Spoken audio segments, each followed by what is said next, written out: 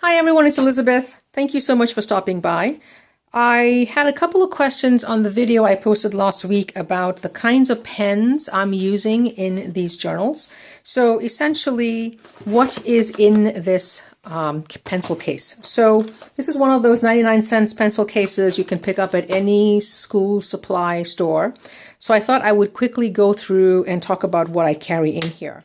So let's just get them all out. Okay, so this is a sample of the pens I have, and there's many others. Right on my desk there's a basket that has got extra pens in here, and there's other ones. Do not be misled that these are the only ones that I currently have, but these are the ones that I'm using the most at the moment. And what I want to do, as I said in last week's video, is have a travel kit that's simple. It's a journal, a pencil case, and I've got everything I need. It's nice and easy to use. So in this particular case, the pen I'm using the most, interestingly enough for my sketching, is this Fude pen. I think it's the 45-inch nib. Now, I don't know if this will focus or not, but the nib has actually got a bend to it. What that does is it enables you, let me see if this will show up here, to make really fat lines and really, really thin lines. What affects the width of the line is the angle you hold the pen to the paper. So I got this tip, if I can remember the name of the person, I'll post it down below. I have found that this is actually the pen I'm using the most for sketching.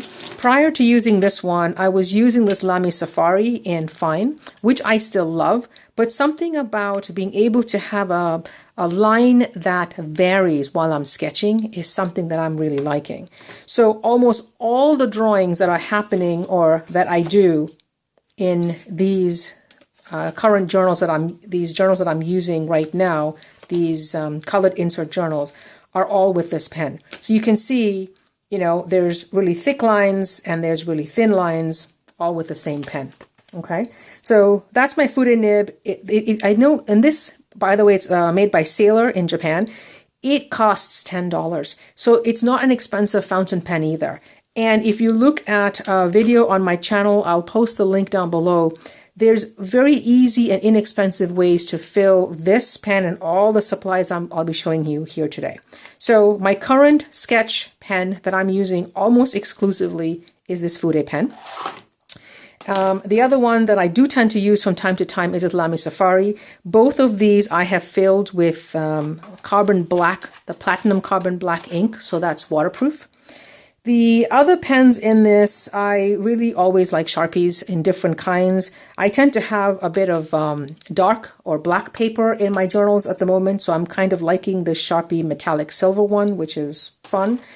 I have, this is another pen that I love. I tend to use this as well. Same thing, you can make really, let's see if I can make that happen, really thin lines, really thick lines. All depends on how you hold the pen to the paper. And this is actually a brush pen. Okay, well, that'll focus, I'm not sure. And this is the Pentel brush pen. Again, I have refilled this with waterproof carbon black ink. The other pen, a fountain pen I have is this one. It's a really inexpensive pen. It's a plastic pen, metal nib. I have filled this with, this particular ink is not waterproof, but I kind of like colors, so that's what I've done with this particular pen. I tend to use this one as well. As I said, the Fude nib is the one I use the most at the moment, but all of these I use in some variation. There's always a white, either Jelly Roll or Signo pen in my stash.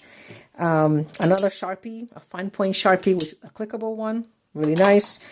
I really like the Micron pens. I have several of these that I use in different sizes and different colors. This is the 05. I don't use this one as much at the moment, but I certainly do use them. The Faber-Castell Pitt pens I use. This one is also a brush nib. It's unlike the Pentel. It's a much more firm brush nib. It doesn't have the flexibility that the Pentel brush pen does have. But again, another nice one. And if you'll notice that some of these you'll see have a roll of washi on them, and that is because I'm no longer using the ink that came with the pen. I have refilled this very, very quick and easy tip. I have it in a video that I'll link down below, is a way to refill these pens, because a lot of times the nibs are fine, but the pen dries up. So instead of throwing it away and buying a whole new pen, you can basically just refill them. So I tend to refill these, and these three are all Tombow markers. The dual tip markers, they have a brush pen on one end and a kind of a fat non-brush pen tip on the other end.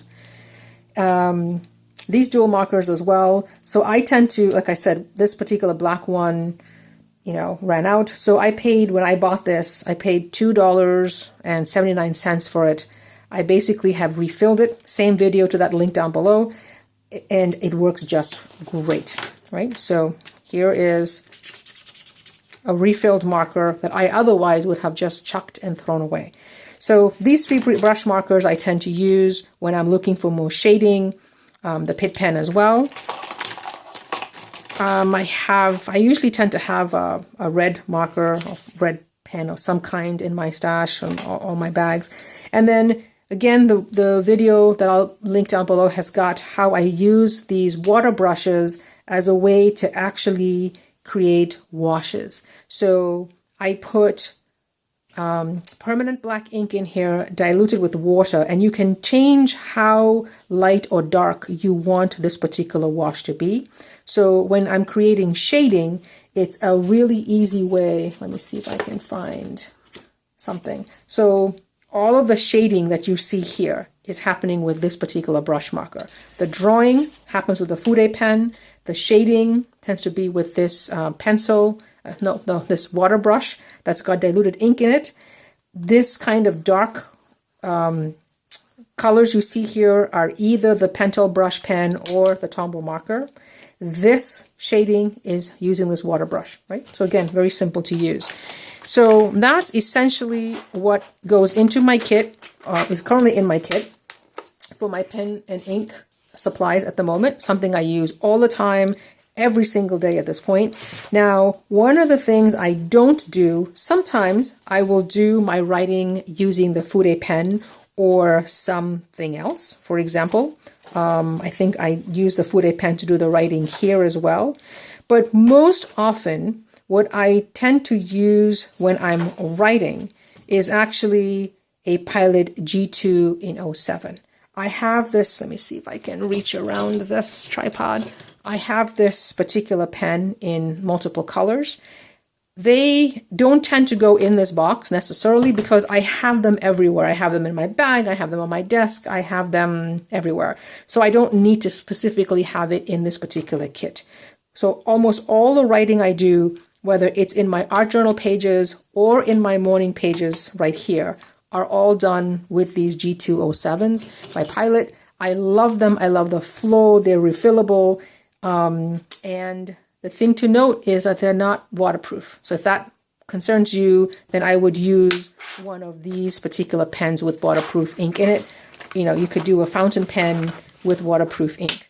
The other pen I tend to use every now and then, I don't carry in my kit, is a Montblanc.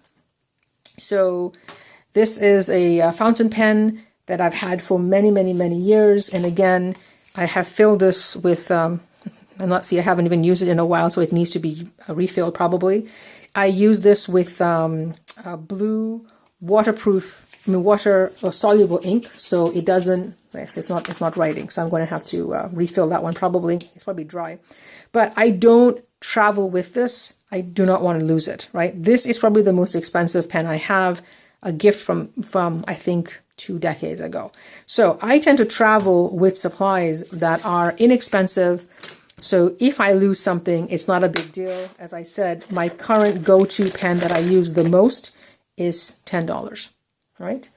I've actually debated about getting another one of these and filling it with water-soluble ink so I could just use a brush pen to make shading if I choose to. But at the moment, I've got plenty of supplies. Don't need any more. I'm a big believer in use the stuff you've got, push them to see what you can do with them. And again, everything fits into a small portable case. I'm ready to go at a moment's notice, and that's as simple as you can make it. So if there's any questions about specific pens, I'm unfortunately not going to link them all just because that would take forever. So like I said, if you have any specific questions about any of the pens, let me know and I'll try to answer that. If you have any questions or comments, please leave them in the sections down below, and I will see you soon. Thanks. Bye.